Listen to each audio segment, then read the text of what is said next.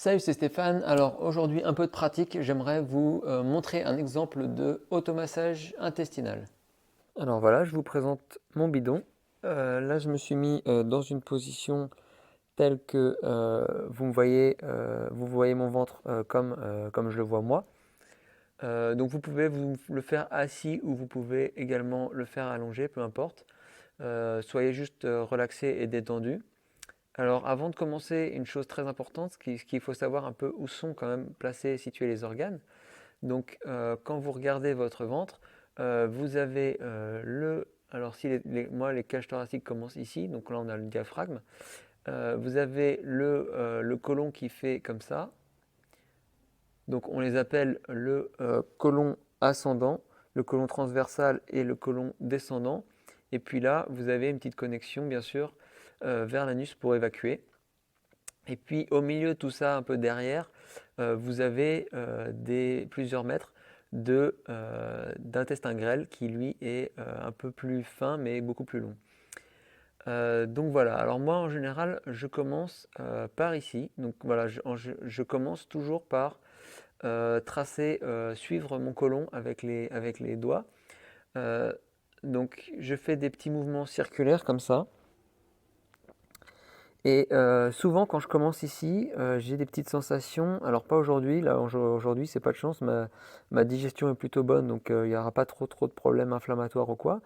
Mais en général, quand je commence ici, j'ai des sensations de petites bulles, de petits glouglous. Euh, c'est peut-être dû au fait que c'est l'endroit où il y a la valve qui communique entre les deux intestins, donc la valve iléosécale pour ceux que ça intéresse. Donc ça passe, c'est tout simplement parce que ça passe de l'ilium au cécum, donc peu importe. Et donc après cette petite valve, en général, voilà, j'ai des petits glouglous, mais bon. Donc voilà, je masse. Alors cette vidéo va être peut-être un peu longue, mais vous pouvez le faire à la limite en même temps. Voilà, donc à chaque fois, donc je masse avec les deux mains pour avoir plus de puissance. Euh, à savoir qu'au bout d'un moment, les doigts vont fatiguer quand même. Et puis, je suis à la recherche de tous les ressentis que je pourrais avoir. Donc là, pour moi, ça va plutôt bien. Des fois, je fais ce petit mouvement-là également, qui n'est pas circulaire, mais qui est de va-et-vient, et voilà, qui des fois débloque quand les petits cercles ne débloquent pas. Alors là, quand on arrive ici, attention parce que on se rapproche en fait des organes. À savoir que toute cette partie-là, c'est vraiment, vous allez vraiment être que dans les intestins. Si quand vous remontez avec le côlon transverse, vous allez vous rendre compte que, enfin vous n'allez pas vous rendre compte, mais il faut faire attention parce que au-dessus il y a les organes. Si vous détectez un problème qui est un peu haut, qui est un peu derrière la cage thoracique, donc de ce côté droit, ça pourrait être soit le foie, soit même la vésicule biliaire. Donc, si c'est un problème récurrent, une petite douleur dans ce côté-là, euh, voilà, ça peut être une indication. Autrement, ça peut être également, bien sûr, le côlon. Donc voilà, en masse, là on en est au côlon transverse. Alors, si dans toute cette zone-là, vous sentez que c'est tendu et que c'est vraiment différent du reste du côlon, donc soit vous avez un problème effectivement au niveau du côlon transversal, soit deux, ça peut être également un problème au niveau du diaphragme. Si vous êtes un peu stressé ou tendu, il se peut que votre diaphragme soit un peu contracté et que ça provoque de légers inconforts ou légères douleurs. Donc essayez de faire la part des choses. Vous pouvez par exemple comme exercice gonfler complètement votre ventre et tirer sur le diaphragme et puis voilà, faire ça plusieurs fois, voir si ça vous fait du bien, si ça détend un peu ce diaphragme et si ça change quelque chose.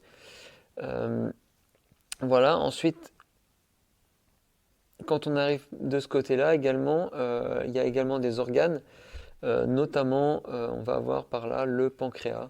Donc si vous avez des douleurs qui sont un peu toujours au-dessus de la cage thoracique ou au niveau de la cage thoracique, euh, ça peut être aussi des organes, donc là, faire un peu plus attention. Donc est-ce que vous avez différentes douleurs à différents endroits? Est-ce que c'est plutôt homogène? Est-ce que, à la limite, est-ce que tout va bien? Et des fois, vous pouvez insister uniquement sur là où vous sentez qu'il y a des problèmes, et puis quand ça va bien, vous pouvez sauter la zone. De temps en temps, vous allez sentir aussi comme des petites boules. Alors ces petites boules, bah, vous pouvez rester un peu plus longtemps dessus. Donc c'est un peu comme quand des fois vous vous faites masser et puis on vous dit tiens là vous avez un point de tension et vous restez plus longtemps dessus pour débloquer ce qu'on appelle des fois des nœuds. Et ben là c'est un peu pareil, vous pouvez avoir des points de blocage et donc si vous insistez plus longtemps dessus, au bout d'un moment, donc ça va commencer à s'améliorer, à disparaître. Donc ce qui est un très bon signe. Et donc là on arrive euh, en bas du côlon descendant. Moi, j'ai souvent des petits problèmes là. J'ai un peu comme je ressens souvent un peu comme je sais pas si c'est presque un muscle ou quelque chose qui est dans ce sens-là. Sauf qu'il n'y a pas vraiment de muscle, il y a vraiment que les intestins dans cette zone. Et en général, si je masse suffisamment lentement, donc doucement, faut pas non plus trop brusquer, hein, ça finit par se, par se dissoudre un petit peu comme voilà. Et souvent, alors moi pas aujourd'hui, mais souvent cette zone-là, quand on termine, peut libérer quelques gaz. Allez-y, ça fait du bien. On n'est pas là pour faire les prudes. Voilà, donc une fois que j'ai terminé le côlon, je masse un peu au milieu pour voir si l'intestin grêle a quelque chose à dire. Un petit point ici, voilà. Dans l'ensemble, aujourd'hui, c'est pas de chance pour vous, j'ai pas beaucoup de problèmes. Mais j'ai envie de dire, c'est quand même tant mieux pour moi.